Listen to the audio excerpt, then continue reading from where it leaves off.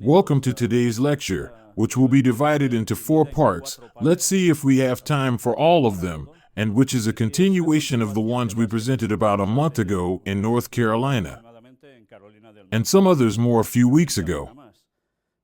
The generic title of these 4 parts will be the one you can see here: USA, Civil War, and the Return to Christianity. I'll do a little bit of reminiscing. This is what we presented prior to what we are going to deal with today. 2 topics, the first one divided into 2 parts, which was Civil War in the United States and the Second Coming of Jesus. Then we presented USA, Civil War Brewing, which consists of 7 parts, where we have been expanding this concept and showing the evidence of the purpose of all of this. And now we are going to focus directly on what comes after all of this. If you haven't seen them, or you don't know exactly what they are about, I recommend that before you continue watching this conference, you go to our YouTube channel or to our website, elgranengaño.com, and look for these topics, and follow them in this order, because this way you will understand much better the topics that we are going to discuss today. I start directly with this, Parkville Church. And why am I showing you this? Now you will see. This church, originally located in Parkville, Michigan, was the first church to be dedicated after we chose the name Seventh-day Adventist. In this church, on January 12, 1861, Ellen White had a vision foretelling the Civil War 3 months before the first shots were fired. This is taken, you see, from an Adventist website, and why am I showing it to you? Well, because Ellen White is the one who dealt with it before the Civil War, the one here in this country, and it happened. She prophesied it, and it happened, when it was against all odds that it would happen. Now this is going to serve to link us precisely with this Civil War that is expected now, and there will be many people who will say, Civil War in the United States. But what madness? Madness? Well, you will see all the evidence that not only were they prophecies of the past, but some of them also pointed to the future. And what we will do today will be comparing the news of what is happening with the perspective of the prophecy. In each part, we are going to show a few news items in a row leading up to the present day.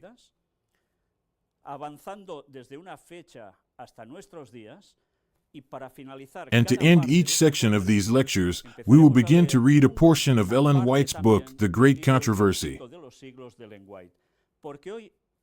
Today, I think you are really going to be perplexed. As we go through each piece of news, memorize it as much as possible, because you will see how Ellen White's writings describe what is going to happen with all of this that is being prepared in full force, and we are going to experience it. We begin with this first news. Why some Christians are angry about Trump's Bible, God Bless the USA. What is this? News of March 29, 2024. You will see that we will be moving forward to our day. Former President Donald Trump officially released a patriotic copy of the Christian Bible, themed to Lee Greenwood's famous song, God Bless the USA. Happy Easter, Trump announced on social media on Tuesday. During the most solemn period of the Christian calendar, the last week of the Lenten season, which marks the suffering and death of Jesus. As we head into Good Friday and Easter, I encourage you to get a copy of the Bible, God Bless the USA. The concept of an American flag-covered Bible, as well as a former president's endorsement of a text that Christians hold sacred, has raised concerns among religious circles. It has also raised questions about Trump's motivations, as the former president is in the midst of several costly legal battles.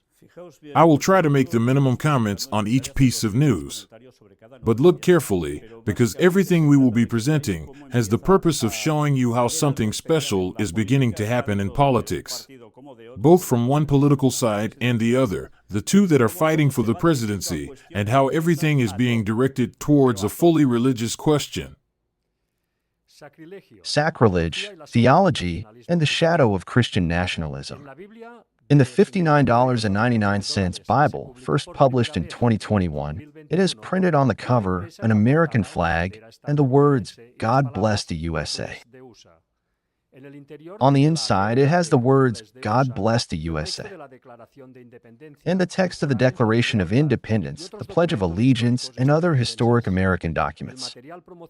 The Bible's promotional material features the former president alongside country singer Lee Greenwood. Responses to Trump's ad on social media called endorsement sacrilege, heresy, and borderline offensive, and cite lessons taken directly from the Bible, suggesting that taking advantage of people's faith for money should be condemned. It is a bankrupt Christianity that sees a demagogue co-opting our faith and even our sacred scriptures for the sake of his own quest for power, and praises him for it instead of insisting that we refuse to allow our sacred faith and scriptures to become a mouthpiece for an empire, said the Rev. Benjamin Kramer X.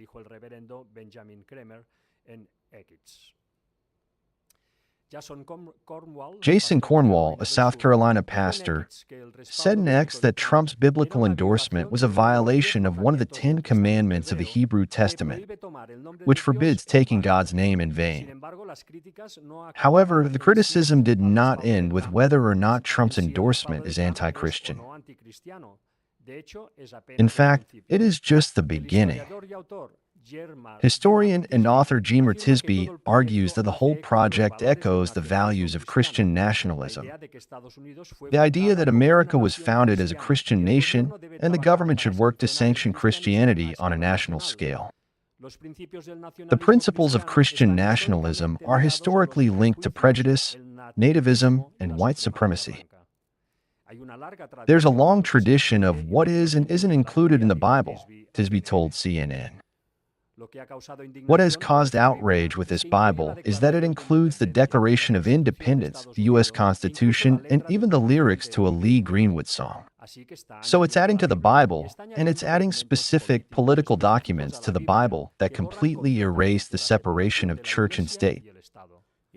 Pay attention to this because the question of separation of church and state must be what? Dynamited. And what will happen when that happens?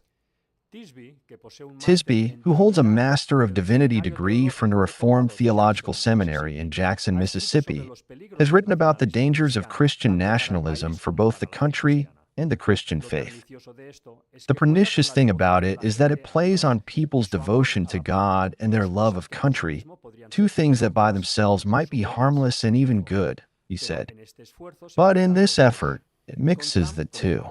And with Trump as a spokesman, he's sending a very clear message about what kind of Christianity and what kind of love of country he's promoting. Notice how also there is a debate among Christians themselves as to what direction the government power should take on this.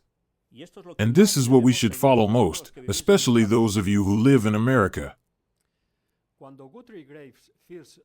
When Guthrie Graves Fitzsimmons, communications director for the Baptist Joint Commission for Religious Liberty, saw Trump's public endorsement, he said he saw a politician using media rooted in racism and prejudice to promote a specific Christian ideology.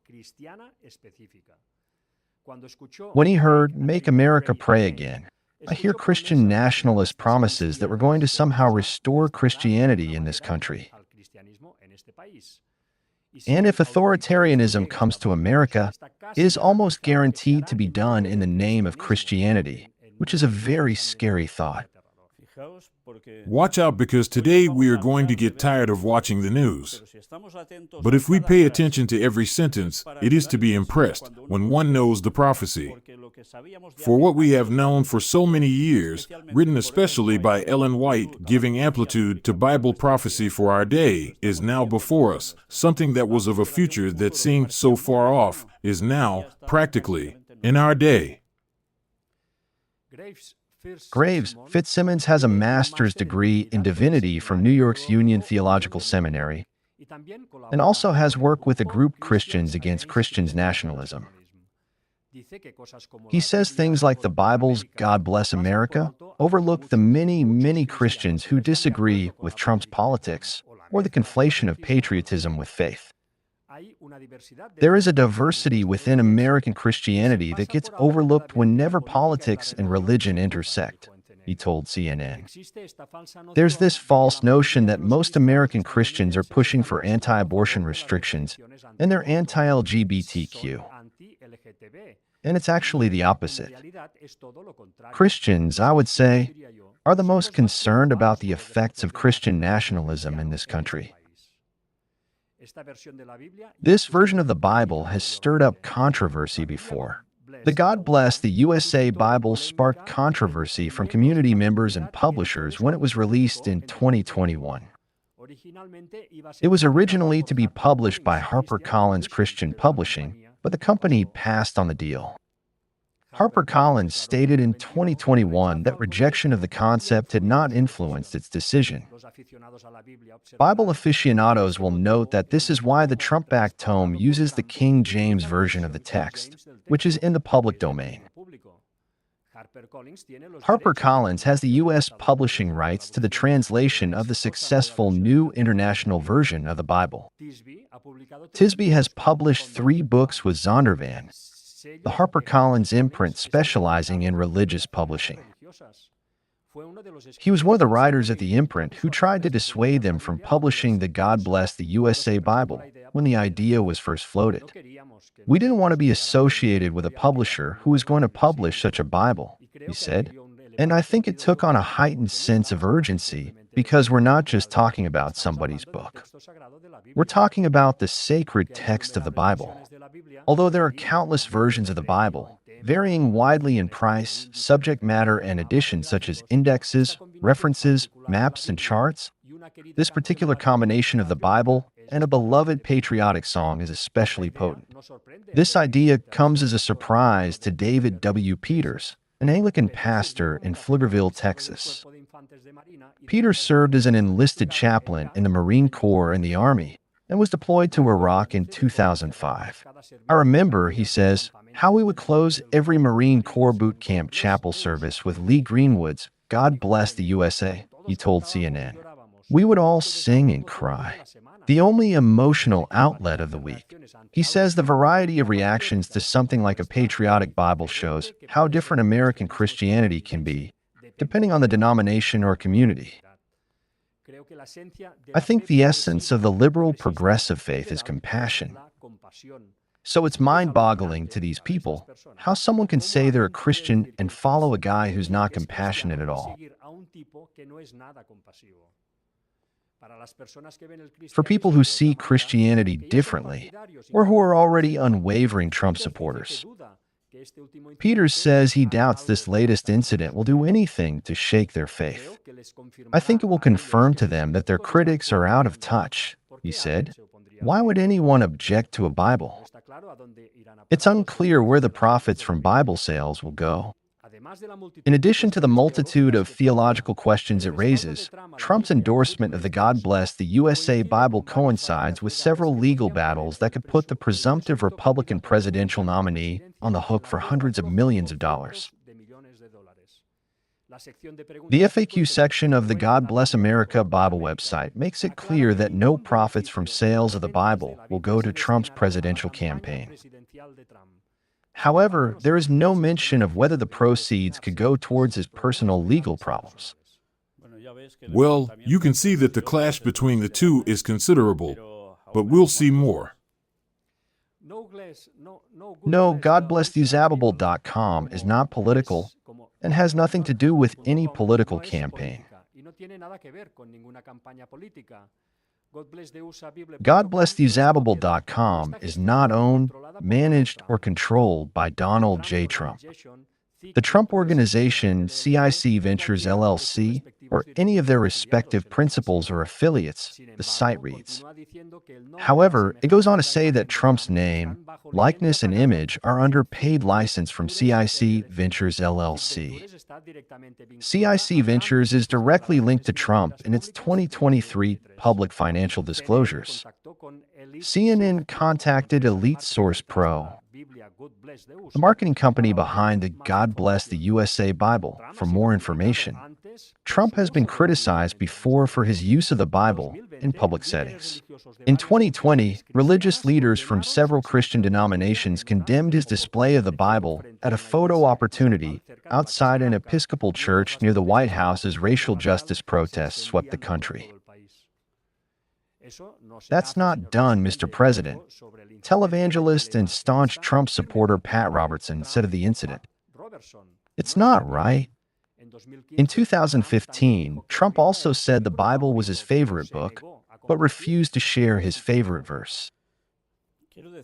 I want to tell you that we are not presenting this kind of news here to make a case for one who might be president or another who might be president.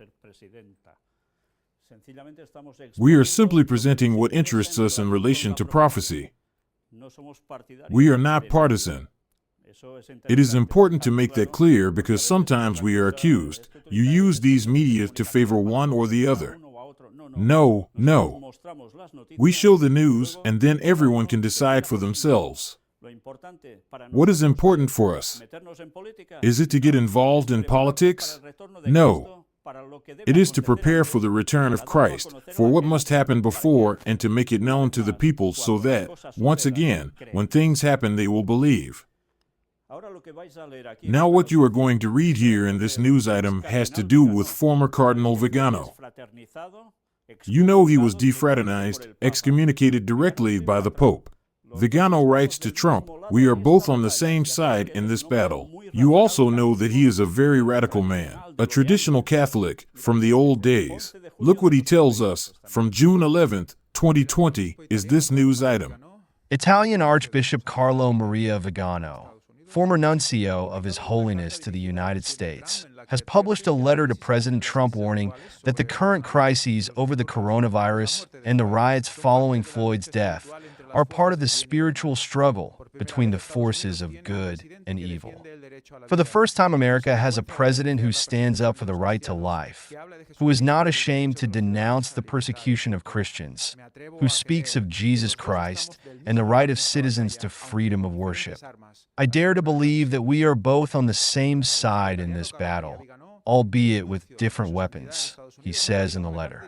Italian Archbishop Carlo Maria Vigano, former nuncio of His Holiness to the United States, has published a letter to President Trump in which he warns that the current crises over the coronavirus and the riots following Floyd's death are part of the spiritual struggle between the forces of good and evil.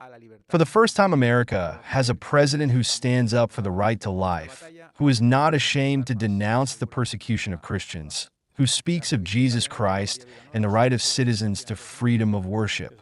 I dare to believe that we are both on the same side in this battle. We're going to skip this duplicated part because it has to do precisely with that famous pandemic virus, and when we quote its name, the videos are automatically removed. Agreed? Opposition's also in the church. Although it may seem puzzling, the Archbishop adds, opposing alienations are also found in religious circles. There are faithful shepherds who tend the flock of Christ, but there are also mercenaries who seek to scatter the flock and hand over the sheep to be devoured by wolves. For the first time, the letter concludes, America has a president who courageously defends the right to life, who is not ashamed to denounce the persecution of Christians around the world, who speaks of Jesus Christ and the right of citizens to freedom of worship.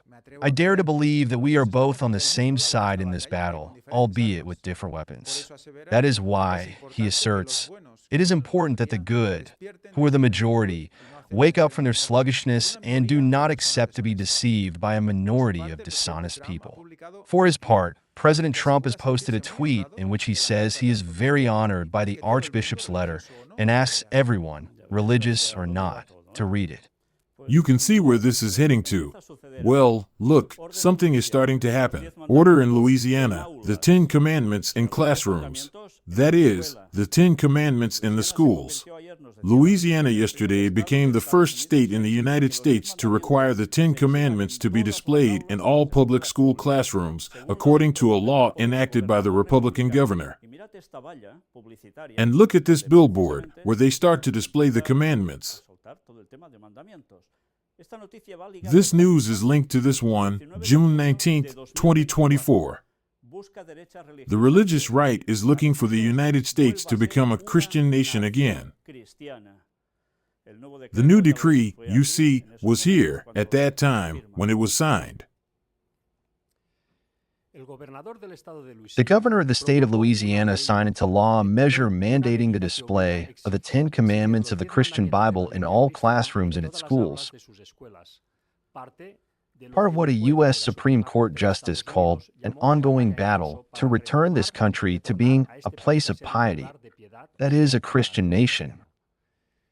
The decision by the GOP caucus to nominate Mike Johnson as Speaker of the House last October, as the second in line for the presidency, was seen by conservative Christians as evidence that this country is returning to its religious roots. I don't believe in coincidences. I believe that God has ordained and allowed us to get here at this specific time, declared the ultra-conservative Christian Johnson after being elected by his colleagues. Congressman Jared Huffman, a Democrat who heads a 20-member legislative caucus advocating freedom of faith, sees a real danger in what is happening. No one should mistake the Christian nationalist movement as just a group of people of faith who want to practice their faith. It's the opposite of that, he said recently. These are people who want power and control over others. They want to take control of our government. They want to eliminate the separation of church and state and impose a biblically sanctioned theocracy. Notice how, once again, the theme of separation of church and state. And again, I repeat, stick basically with this concept that we will be seeing all the time, although they may not specify it that way, because when we read The Great Controversy, you will see how it all fits together. And The Great Controversy, do you know what year it was published? It was before 1900, exactly in 1884. After all this time, you'll see it now in compliance. The First Amendment to the U.S. Constitution states that Congress shall make no law respecting an establishment of religion. But Huffman is right that ultra-conservatives in this country have fought for decades to officially establish America as a Christian nation. A February poll by the nonpartisan Public Religion Research Institute recorded that 3 in 10 Americans believe that the laws of this country should be based on Christian values, that the government should declare this country a Christian nation, and that God has called Christians to exercise dominion over every part of American society. It is curious, because this is what they are looking for, to declare the United States as a Christian nation, and at the same time, relatively recently, Israel was declared as a Jewish nation. It doesn't matter who dwells there believing other things, there is already a decree as such. All this is part of what motivated the Republican majority in the state of Louisiana. If you want to respect the rule of law, you have to start with the original legislator, who was Moses, the Louisiana governor declared when he signed the law into law Wednesday. Supporters of the measure argue that the biblical commandments are an important part of American history, but the American Civil Liberties Union has already announced that it will file lawsuits in court to overturn the law, arguing that it violates the separation of church and state. Decades ago, the U.S. Supreme Court ruled against a Kentucky state law mandating the display of the Ten Commandments by declaring it unconstitutional. But the nation's highest court has become much more right-wing in the last 2 decades. Watch for the political tone to change, and at the same time, religion begins to be an imposition. Yes or yes. In fact, this month an underground activist recorded a conversation with Supreme Court Justice Samuel Alito, during which he expressed agreement that America needed to return to being a place of piety. The judge, who, like all 9 of his Supreme Court colleagues, has life tenure, added that one side or the other is going to win, indicating that this is a sacred battle. The woman, who secretly recorded the conversation, liberal activist Lauren Windsor, subsequently tried to convince Chief Justice John Roberts to say that his bench had a responsibility to put the country on a more moral path, but the justice declined. That's up to the people who get elected. that's not for lawyers. There is no doubt that right-wing Supreme Court justices have become more activist. Shortly after violent Donald Trump supporters stormed the Capitol on January 6, 2021 to try to stop the certification of the presidential election results, Judge Alito raised an American flag upside down in front of his home in protest in support of the fanatics, with nearly 1,000 of them already convicted of crimes for this unprecedented attack. Alito later blamed his wife for the flag and has refused to excuse himself from participating in deciding cases filed before the Supreme Court related to the attempted coup. A former Trump presidential official is reportedly already developing plans to push Christian nationalist ideas should his former boss make it back to the White House. It is impressive what we are reading. I don't know if maybe as we read along, our minds go to other places. But when we start to see these kinds of phrases, we really should already, especially those of you who live in the United States, be left with your mouths open. Because this is what is coming your way in a very, very short time. A majority of adherents of Christian nationalism express that a storm is coming that will sweep away the elites in power and restore the right leaders, reports the Public Religion Research Institute. It adds that, according to its polls, nearly 4 out of 10 adherents of Christian nationalism agree that since things have gone so far off the rails in America, real American patriots may have to resort to violence to save the country. How about this? Resorting to violence to save the country. What is resorting to violence? It's civil war, straight up.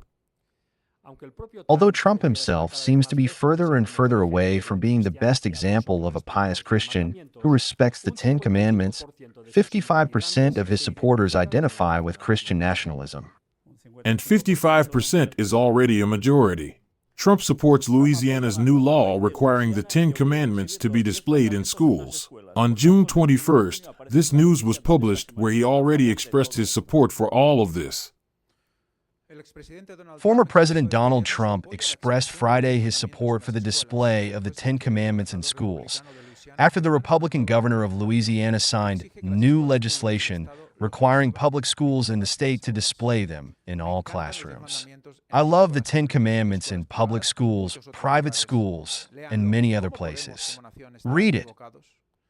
How can we, as a nation, be wrong? Trump wrote on his social networking site, Truth Social. The former president added, "This may in fact be the first major step in reviving religion, something that is desperately needed in our country. Bring back TTC, MAGA 2024. Well, this is all the blueprint for this issue. Notice once again how Donald Trump is being the standard bearer for making a nation not Christian, ultra-Christian again. And when I say this, I don't mean that it will be Christian in truth, but it will pretend to be Christian to the extreme, with all that that means, you know for whom. For the people of God, for the authentic people of God. And notice also that in what we have been reading, there are supporters and there are opponents, but they are all Christians. Some are in favor of this going ahead and others are not, because they fear that politics will impose itself and make religion go the way some want it to go, which a majority already wants. And they are working in such a way that some are in favor and others against, and what does this sound like? Confrontation. Trump has courted religious voters ahead of the November election, and this Friday's releases come a day before his speech to a gathering of conservative Christian voters in Washington City. What does the controversial bill consist of? House Bill 71, passed by state lawmakers last month and signed by Governor Jeff Landry on Wednesday, requires all classrooms and schools receiving state funding,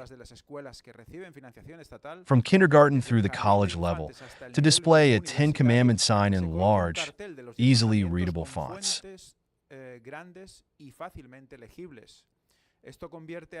This makes Louisiana the first state to take such a step, The legislation specifies the exact language that must be printed on classroom posters and states that the text of the Ten Commandments must be the central focus of the poster or frame document. Before signing the bill, Landry defined it as one of my favorites. If you respect the rule of law, you have to start with the original law, which was Moses. He got his commandments from God, the governor said. Civil liberties groups have vowed to challenge the law, arguing that it is unconstitutional and violates long-standing Supreme Court precedent. Opponents of the mandate point to a founding clause of the U.S. Constitution, which says Congress may make no law respecting an establishment of religion. It says this, where? In the U.S. Constitution. Do you know what this says? Something Ellen White already prophesied, that the Constitution of the United States is going to be trampled underfoot.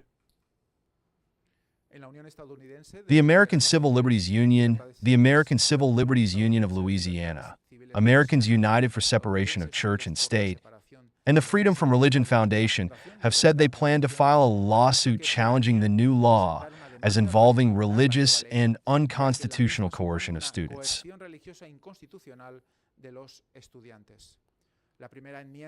The First Amendment promises that we will all be able to decide for ourselves what religious beliefs, if any, we hold and practice, without government pressure.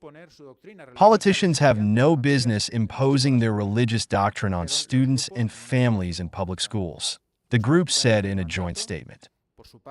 Supporters of the mandate, meanwhile, cite the 2022 U.S. Supreme Court decision, which gave a high school soccer coach his job back after he received a disciplinary sanction for a controversy involving praying on the field. The ruling in Kennedy versus Bremen School District established that the coach's prayers amounted to private speech, which is protected by the First Amendment and cannot be restricted by the school district, and essentially lowered the bar between church and state. Legal experts at the time predicted that the decision would lead to increased religious expression in public spaces. Louisiana State Representative Dodie Horton, a Republican author of the bill, said at the time of the signing that it's like hope is in the air everywhere. Horton dismissed concerns from Democratic opponents of the measure, saying the Ten Commandments are rooted in legal history and that her bill seeks to place a moral code in classrooms.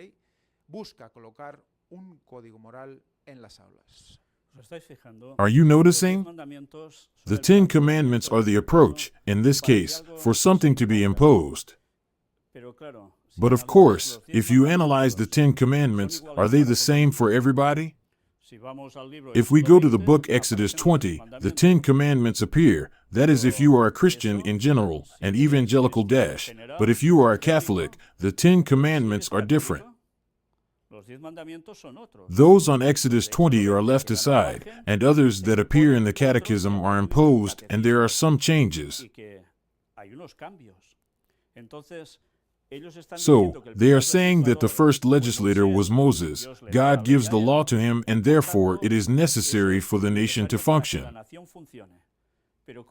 But how would we then apply, or would they apply, the Ten Commandments to everyone, if it turns out that they are different for some and for others?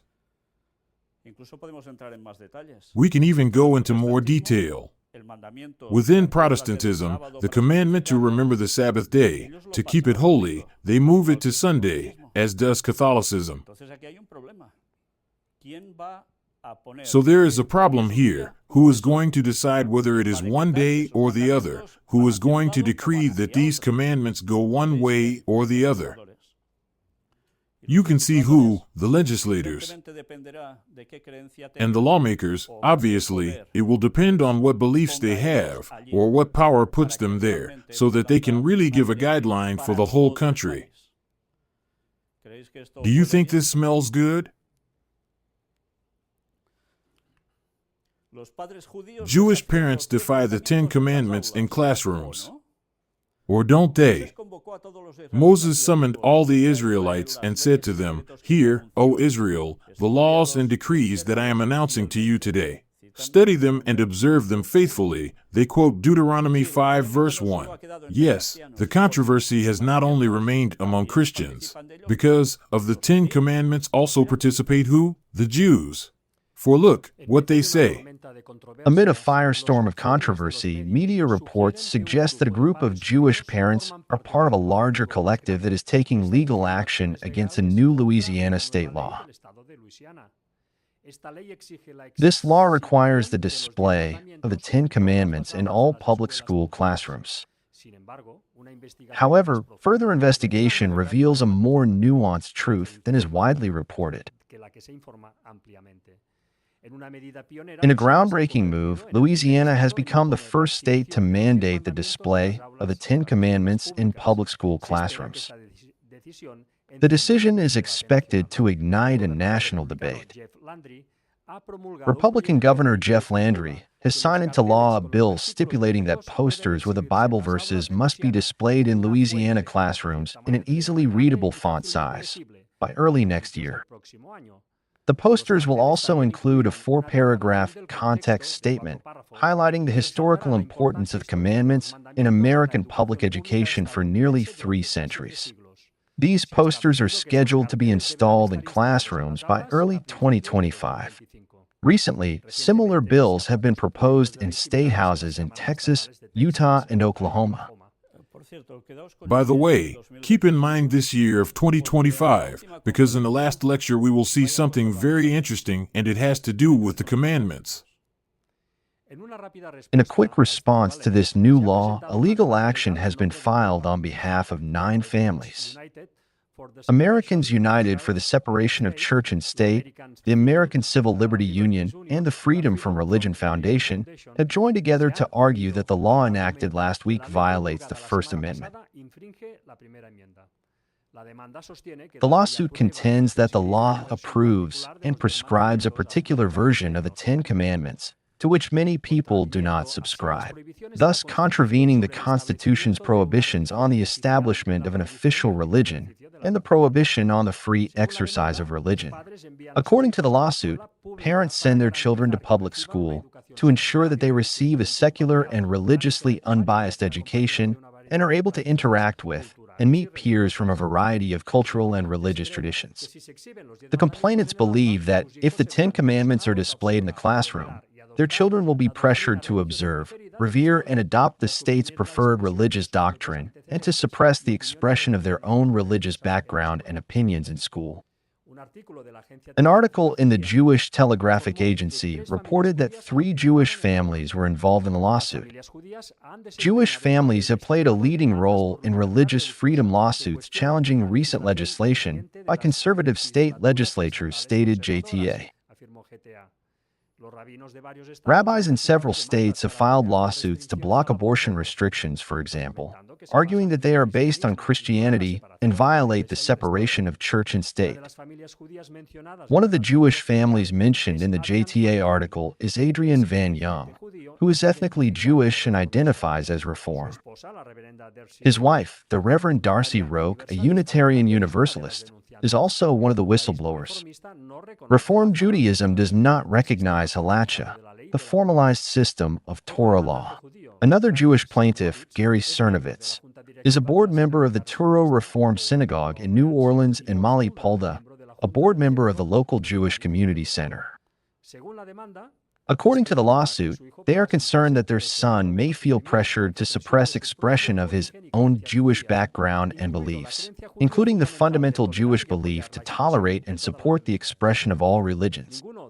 None of the Jewish plaintiffs are Torah-observant Jews, nor do they bring the suit on grounds derived from Jewish law or Torah values. This case is similar to a case filed last year, referenced in the JTA article on the 10 Commandments, in which Americans United for Separation of Georgia and State filed a lawsuit in St. Louis Circuit Court, challenging the state's right to life of the unborn child law, claiming that it violated the constitutionally protected separation of church and state.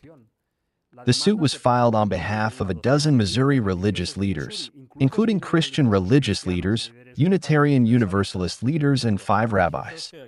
Notice he tells us about rabbis here, but above he tells us about Jewish plaintiffs who are not practicing, but who also oppose imposing this at the state level.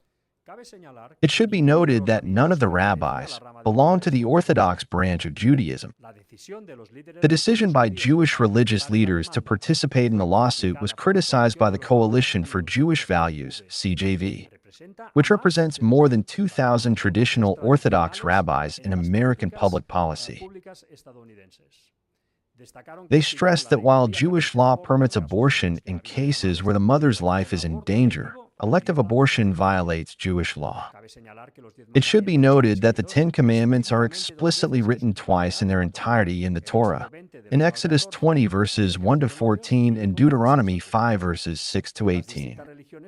Different religions divide the commandments differently, although all agree that the total is 10. Some traditions combine the first 3 into a single commandment based on their shared interest in worship. While the 10 Commandments are not written in the New Testament, 9 of them are referred to. The 4th commandment describing the obligation to keep the Sabbath, the 7th day, is not mentioned in the New Testament. This is the end of the article. We have put it in a box, in red, because it goes far beyond a simple reading. While the 10 Commandments are not written in the New Testament, 9 of them are referred to. The 4th commandment describing the obligation to keep the Sabbath, the 7th day, is not mentioned in the New Testament. Is this true? It puts it in an article. It should be true, shouldn't it? Here you have a comparative of the 10 Commandments appearing in the Old Testament and Exodus 20 in the New Testament, and then, in addition, as changed by the papacy. You know, I've had this since I was a kid in the Adventist church. They gave it to us, and it's really excellent for covering mouths, like those kind of statements, so erroneous that they come out with there. Look, you all know the 10 Commandments, but in the New Testament, can you defend where they are? The first one, Matthew 4 verse 10, Thou shalt worship the Lord thy God, and him only shalt thou serve. ES equivalent A, Exodus 20 verse 3, Thou shalt have no other gods before me. The second one, 1 John 5 verse 21, Little children, keep yourselves from idols. Acts 17 verse 29, Forasmuch then as we are the offspring of God, we ought not to think that the Godhead is like unto gold, or silver, or stone, graven by art and man's device. What does this equate to? Exodus 20 verse 4, Thou shalt not make unto thee any graven image. Thou shalt not bow down thyself to them. The third one, 1 Timothy 6 verse 1, that the name of God and his doctrine be not blasphemed. What does this equate to? Exodus 20 verse 7, Thou shalt not take the name of the Lord thy God in vain. The fourth one, pay attention to the fourth one. In Exodus 20 is the Sabbath commandment. Exodus 20 verse 8, Remember the Sabbath day, to keep it holy. 6 days shalt thou labor. And in the New Testament, doesn't it appear? Look carefully. Matthew 24 verse 20, But pray ye that your flight be not in the winter, neither on the Sabbath day. Mark 2 verse 27, The Sabbath was made for man, and not man for the Sabbath. 28 Therefore the Son of Man is Lord also of the Sabbath. Hebrews 4 verse 4, For he spake in a certain place of the 7th day on this wise, and God did rest the 7th day from all his works. There remaineth therefore a rest to the people of God. For he that is entered into his rest, he also hath ceased from his own works, as God did from his. Colossians 1 verse 16, For by him were all things created. These are the texts found in Matthew 24 verse 20. Mark 2 verses 27 and 28, Hebrews 4:4, 9, 10, Colossians 1 verse 16. Is the Sabbath not found in the New Testament? Well, if we add to this that, in Revelation when John has the revelation, it says that it was on the Lord's day, and on the Lord's day, it was still the Sabbath, because Jesus is still the Lord of the Sabbath. Wow, and they were not found in the New Testament. Who knew? Do you know what they mean by this? What is going to happen when all this is enforced? Do you expect the Sabbath to be allowed? You are already imagining what is coming, aren't you? The rest of the texts in comparison of the commandments, here you see them. Matthew 19 verse 19, Honor thy father and thy mother. It also appears in the Ten Commandments in Exodus 20 verse 12. Thou shalt not kill, in Romans 13 verse 9. Thou shalt not commit adultery, in Matthew 19 verse 18. Thou shalt not steal, in Romans 13 verse 9. Also just there, thou shalt not bear false witness, in Romans 13 verse 9.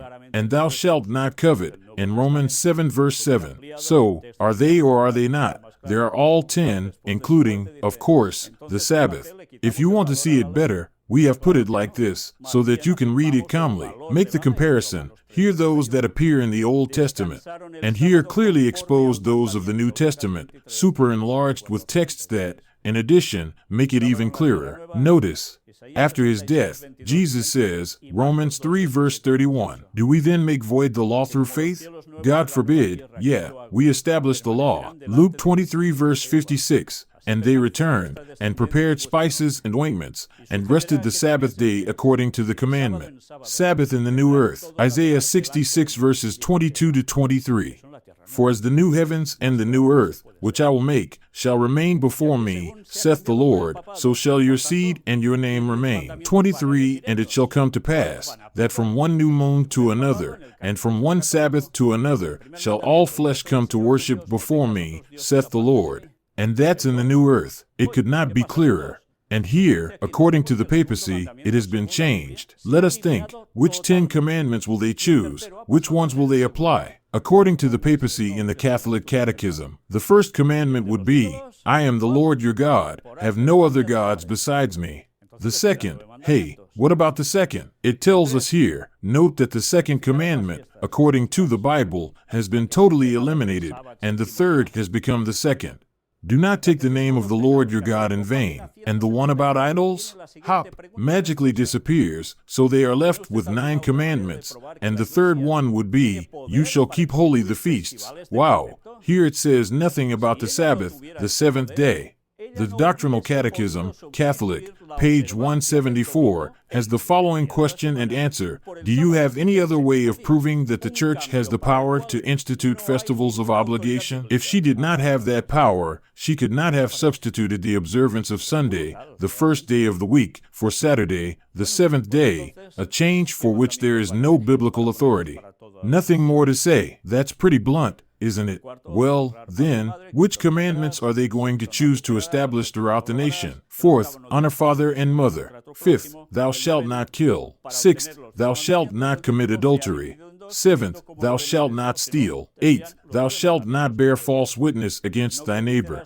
The ninth says here, T.O. get the 10 commandments. The 10th has been divided into 2, serving as the 9th and 10th. Otherwise, they would have 9 commandments instead of 10. You shall not covet your neighbor's wife, the 9th. And the 10th, you shall not covet your neighbor's goods. Well, we've fixed it. We've got 10. And the prophecy told us in Daniel 7 verse 25, and think to change times and laws. And 2 Thessalonians 2 verse 3. And that man of sin be revealed, the son of perdition, for who opposeth and exalteth himself above all that is called God, or that is worshipped, so that he as God sitteth in the temple of God, shewing himself that he is God.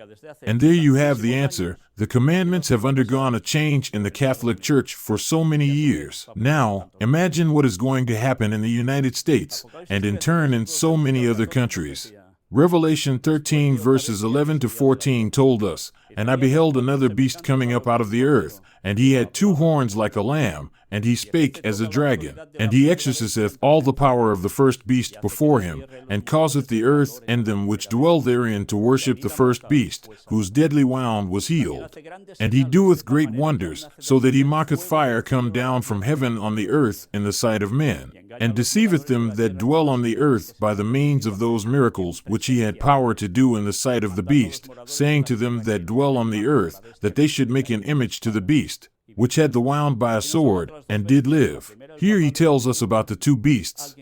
The first one is the papacy, and the second one, someone who started very well, and went from bad to worse until he ended up fatal, although that is still a little bit of the future dash. And that is the United States. The Bible already told us this. Wait till you see what Ellen White says about it later. Let's do a little bit of memory. I do not know if you remember this image. Perhaps some of you were not even born. John Paul II, deceased and body present, and there we see a series of cardinals. Evidently, they are of the papacy. In the central image, a little to the left, we see the former kings of Spain, Don Juan Carlos and Dona Sofia. In mourning, they're present. But, you say, of course, as Catholics, or in our case Orthodox, it is understandable that they were there. But look at this other picture. Who was there? George Bush, his wife and Bush Sr., and the other one, who is he? Bill Clinton. And next to him? Mrs. Rice, Condoleezza Rice. And it turns out that, theoretically, they were not Catholics. And yet they were all kneeling before the lifeless body of a pope. This was prophecy. When we saw it, we were perplexed. Because it is something that never, ever a Protestant Christian, years ago, in the United States, would have done this ever. But this indicated that the nation of the United States was already on its knees before the papal power, subjected to the papal power, paying tribute to the papal power, to the beast. The second beast bowing down to the first beast. Furthermore, the Pope had the crucifix of the broken cross, with all the satanic symbolism that this has, which we have already demonstrated in other conferences. It was to be expected that these changes would be made, that they are taking place nowadays, since there is a power in the shadows pulling the strings, and it is doing it very well, unfortunately. But look, time goes by and we have here the former president of this country, Donald Trump, and his wife. And next to whom are they standing? Next to a statue of the Pope that we have seen before as deceased and with the same crucifix. What did they indicate by this? That they were openly approaching the papacy. Do you want to see it more explicitly? Here it is with smile included and totally towards the idol, towards his idol. But look, what else did they do? They went to see the Pope of the day, the current Pope Francis.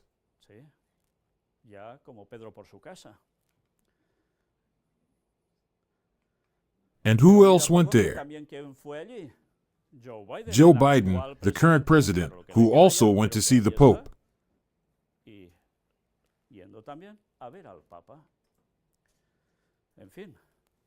Anyway, let's realize that a few years ago this would be unthinkable in the United States, that someone would do this. Well, I see it. This I put it to you so that you see something interesting. And I thank our brother and pastor, Antonio Fascinando, who reminded me. Hello, my dear Victor, good morning. In this conference of 3 years ago, this was sent to me a few days ago, from minute 56:40 to the end of the video, you deal with the subject of the Civil War in the United States, and you show a writing of Ellen White in which that war is confirmed. And they showed this lecture of Preparing the World Government part number 103, almost nothing. 3 years ago. Look, where are you getting this from? Liberated Manuscripts, Volume 5.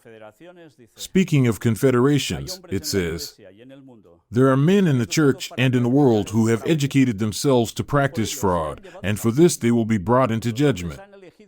Men have chosen to stand, not under the blood-stained banner of Prince Emmanuel, but under the rebel flag to do the works of a rebellious prince. They may have sold their souls for money. They may have taken their Lord's money to purchase wheat and the facilities whereby poor men live, that they may extort from the Lord's creatures the highest prices.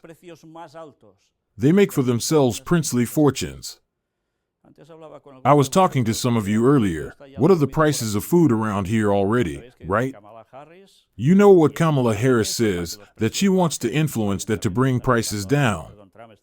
Trump are also starting to go down the same path, but this is leading to the economy getting tighter and tighter among the population. But for all this, the Lord says he will bring them into judgment. In God's sight, such a man has made himself an outcast. He has sold his soul for that which he may lose at any time. He has worshipped an idol, covetousness was his sin, and the means needed to bless humanity has become to him the greatest curse. This was letter 89, 1898. And look how it continues here. God does not design that men shall appropriate all that the earth produces for their own selfish purposes. He calls upon them to bring their tithes and offerings into his storehouse, that there may be meat in his house.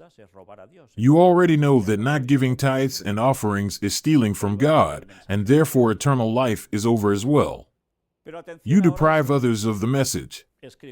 But pay attention now to this. She writes, in India, China, Russia, and the cities of America, thousands of men and women are dying of starvation. The moneyed men, because they have the power, control the market. They purchase at low rates all they can obtain, and then sell at greatly increased prices. This means starvation to the poorer classes, and will result in a civil war. Interesting also, the three countries you mentioned at the beginning, India, China, Russia. Curiously enough, they are those of the bloc that is preparing for what? For the Battle of Armageddon. The bloc opposing the United States and its allies. Interesting, but the Civil War is in the United States. There will be a time of trouble such as never was since there was a nation. Daniel 12 verse 1 and 10, and at that time shall Michael stand up, the great prince which standeth for the children of thy people, and there shall be a time of trouble such as never was since there was a nation, even to that same time, and at that time thy people shall be delivered, everyone that shall be found written in the book. Many shall be purified, and made white, and tried, but the wicked shall do wickedly, and none of the wicked shall understand, but the wise shall understand. Typed August 13th, 1899. Yes, she was not giving us a description of the first Civil War in the United States, the only one so far. It had already happened, but this makes mention of a very near future. And it is interesting that at that time Michael will arise. Christ, judgment, second coming. Ellen White prophesied it, and what are we seeing in the NUs? We are going headlong into it. You know, as Jesus said, things must be told before they happen so that when they happen they will believe.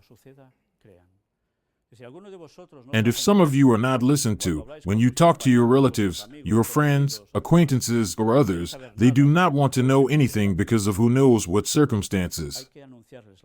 You have to announce the prophecy to them, so that when it happens they will believe and say, "Oh, such and such a person had told me, and I did not believe it. I did not even want to believe it." And then they will believe. Then we have to be brave to take the step, because the worst moments of history are coming, at all levels. And that will be very difficult, but there will be people who will take the step to become, precisely in those moments. We end this first part here. Oh, so short, so short. Well, I don't think you'll consider it that short, but there will be a continuation. Yes, now we will take a little rest and we will continue with the second part.